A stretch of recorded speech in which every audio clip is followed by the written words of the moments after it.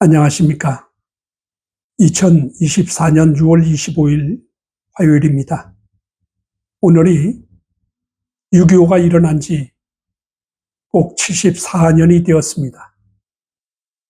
6.25를 기억하면서 오늘 올린 제목을 한국을 빛내는 외국인 영웅들이라는 제목으로 올려보았습니다.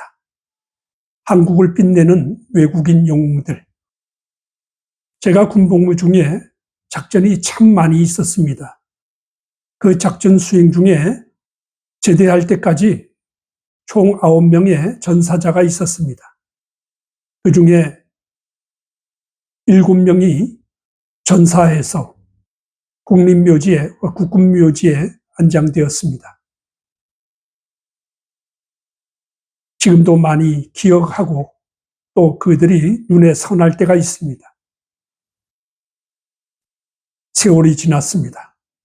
고도 성장, 훌륭한 지도자들이 많이 있었습니다.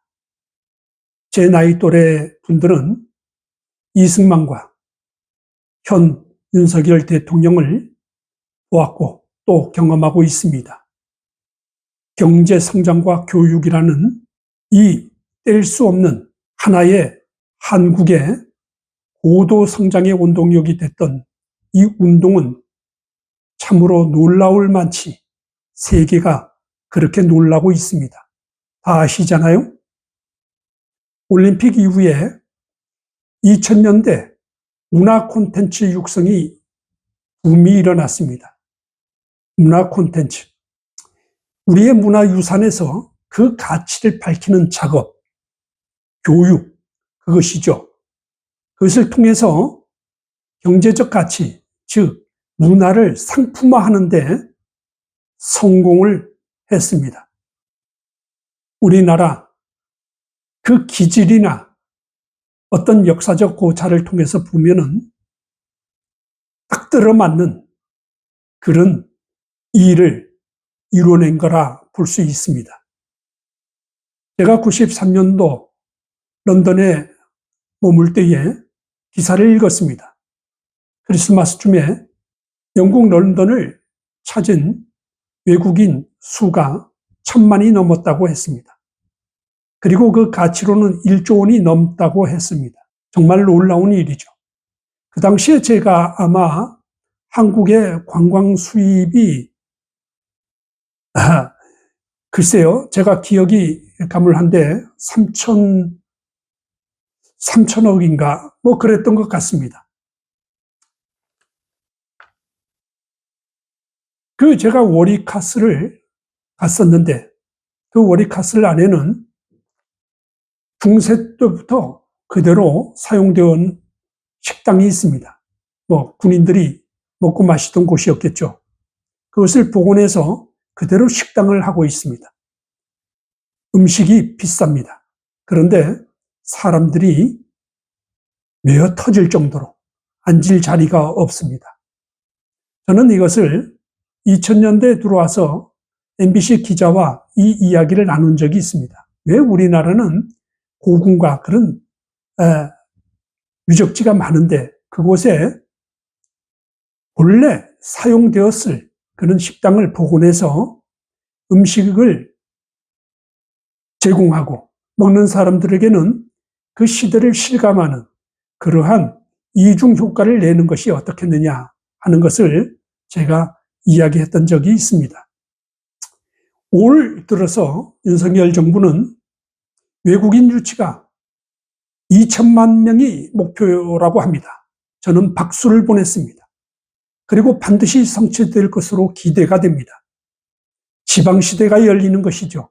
지방시대. 기대가 됩니다. 이렇게 우리나라는 정말 암담하다가 암담한 가운데 놀라운 지도자들을 세워줍니다. 그리고 묵묵히 그 일을 성취하는데 혼신을 다하는 그런 지도자가 있다는 것입니다. 바로 솔로몬의 지혜. 솔로몬의 지혜는 얼마나 뛰어났던지 동양과 애굽의 모든 그런 지혜를 합친 것보다 뛰어나다고 했습니다. 여기서 동양이라 하는 것은 아라비아 땅을 말하는 것입니다. 아라비아 땅. 그럼 거기 누가 사느냐 하면은 아브라함의 서자들이 세운 나라들입니다. 그것을 동양이라 했습니다. 기록했습니다. 그 동양이 지금 중국 일대를 다 포함하는지는 알 수는 없습니다. 그러나 제 해석은 여기까지입니다. 동방, 동쪽 나라로 아브라함이 그 서자들을 가게 했던 것이죠. 그 세운 나라가 동방나라, 아라비아를 말하는 것입니다. 지칭하는 것이죠. 또 세월이 흘러서 야곱의 후손들이 애굽으로 들어가게 됩니다. 애굽으로 들어가는데 이 애굽에서 종살이를 400년을 합니다. 그러나 이스라엘 그 후손들은 그 애굽이 좋았습니다. 왜냐하면 풍요로웠기 때문에 그렇습니다. 고기도 먹을 수 있었습니다. 하나님은 이 애굽을 부강한 나라로 준비시켰던 것이죠. 바로 400년 후에 이스라엘이 홍해를 건너와서 약속된 땅, 가나안 땅에 들어갈 때도 마찬가지였습니다. 그곳에 살렘 왕국이 있었습니다. 예루살렘의 전신이죠. 살렘 왕국. 거기에 여부수족이 살고 있었습니다. 여부수족을 살렘 나라를 지칭하기도 하고 살렘 왕국의 백성을 여부수족을 지칭하기도 하는 그런 표현이 있습니다. 사사기에 있습니다. 이와 같이 솔로몬의 지혜가 우리 땅에도 우리나라 지도자들에게 주었던 것이죠. 위기를 겪다가 또 희망을 겪기도 하고 위기를 겪다가 희망을 겪기도 하고 이제 우리는 다시는 이런 반복되는 일을 피해야 합니다. 지혜가 필요합니다. 꼭 기독교인만 지혜를 얘기해서는 되는 건 아니고 불교인까지 그리고 믿지 않는 사람들까지도 다 지혜가 필요하고 지혜를 생각해야 할 때입니다. 저는 이 유교를 맞이해서 한국에 들어온 외국인들이 많이 있습니다. 그 중에 유튜버를 하는 그 외국인들을 저는 영웅이라 칭하고 싶습니다. 거기에 영국 남자, 또 에밀 투브, 또 구잘 등등이 많이 있잖아요. 휘트니 그런 유튜버들이 많이 있습니다. 이런 사람들은 실질적으로 그 나라의 한국을 전하는 게 신빙성이 더해지고 또 믿음직하게 되는 것이죠. 그리고 그 전하는 방식이 그 나라 언어를 사용하고 영어죠. 사용하기 때문에 각 나라의 언어를 사용하기 때문에 더 한국을 이해하는데 쉽지 않겠나 생각됩니다. 그런 점에서 이들을 참으로 우리가 소중히 여기고 존중하고 그들을 사랑해야 합니다.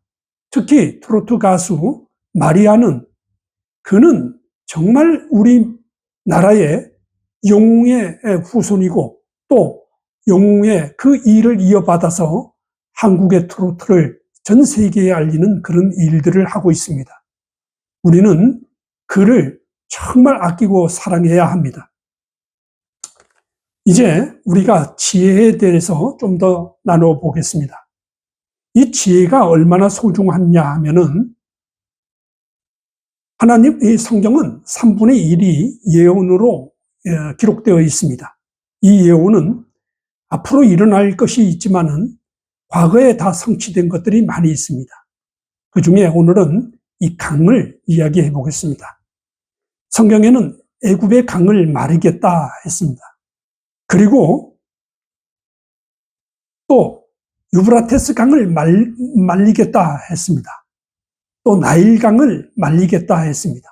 강을 말리겠다 하는 말은 멸망을 시키겠다라는 얘기입니다. 멸망을. 이스라엘을 괴롭힌 그 나라의 강을 말려서 그 나라의 국력을 쇠퇴시키겠다 했습니다. 이 강은 제가 이미 말씀드렸지만 말씀이요 생명이라 했습니다. 물이 마르면은 생명이 존재할 수 없죠. 바로 물은 말씀, 하나님의 말씀, 이 말씀이 끊기는 나라는 바로 생명을 잃게 되는 것과 같아 하는 말입니다. 그렇기 때문에 그 각 종교가 그렇게 싸울 것이 아니라 지혜가 무엇인지, 그 지혜의 말씀은 또 무엇인지, 지혜가 주는 교훈과 그러한 지식이 무엇인지를 연구하고 노력해서 찾아내야 하는 때입니다. 지금같이 혼란한 한국의 그런 정치 상황, 거짓된 자들이 나라를 붕괴시키려는 이러한 거짓된 자들이 너무 많은 나라이기 때문에 우리가 다 같이 노력을 아끼지 않아야 합니다. 한국은 하천이 많은 나라입니다. 또 강도 많습니다. 산이 많고 나무가 많습니다. 그래서 한국은 강이 마를 일은 없겠지만 만약에 하나님께서 강을 말리겠다고 하면은 우리도 어쩔 수가 없습니다. 그러나 우리가 할 수 있는 일은 하천을 보호하고 강을 지켜서 가뭄을 방지하는 일, 굉장히 중요하다고 생각이 듭니다. 한국에 그 많은 이제 젊은이들, 전 세계의 젊은이들이 한국으로 몰려오고 있습니다. 이들이 한국을 사랑합니다. 그리고 그들은 본시 한국인이었을 수도 있습니다. 그 중에는 하나님께서 목표하는 그들에게 뜻하는 일이 있어 그들을 보냈을 수도 있습니다. 기독교가 아니라도 모든 종교는 이와 같은 말을 이해할 줄 압니다. 그렇기 때문에 우리가 세계를 받아들일 수 있는 이제 지방시대까지 열리는 그 기대감을 가지면서 사랑해야 합니다. 국가를 사랑해야 합니다. 그리고 그런 이념을 버려야 합니다. 국가 살리는 일, 그리고 외국인들을 맞이하는 일, 그리고 서로 사랑하는 일, 이 일만이 우리가 하나님으로부터 강이 말라지는 그 일을 막을 수 있습니다. 그것이 우리의 기도입니다. 여러분, 오늘은 여기서 마치겠습니다. 오늘 하루도 정말 힘있게 그리고 즐겁게 가족 간에 행복하게 지내시기를 응원하며 기도하겠습니다. 감사합니다.